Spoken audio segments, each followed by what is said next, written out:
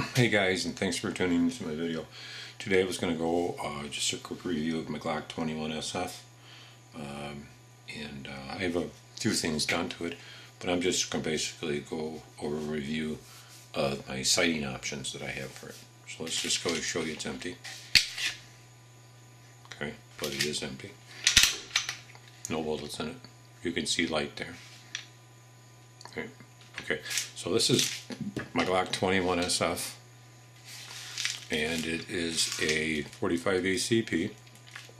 I have titanium sights on it.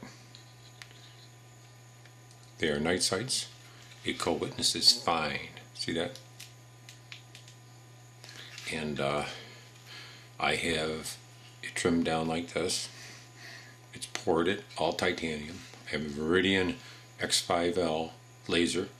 I have the sighter lock, and I have pretty much have it all set up. And let me show you the co-witnessing on this. I'm going to turn it on. Okay, and if you go like this, you can see the laser. You can see the Viridian. See how that? Now I'll brighten this up. That's one thing I like, adjustables. Can you brighten them up? So I'm going to put it like this, and I will bring the camera down so you can see it a little bit better. See that? Now I will lower it. Get here.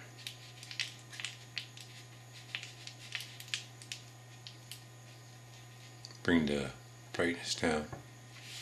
I want to kind of show you. See, it's still co-witnesses. How nice that co-witnesses are. So that's my Glock 21Sf. I just shut that off, and I have it quadruported. See, I have the Trigicon night sights in the front and suppressor sights in the back. And I have a metal plate, which is really sweet, I picked up. And then there's the Viridian. Okay, but that's my Glock 21Sf quadruported.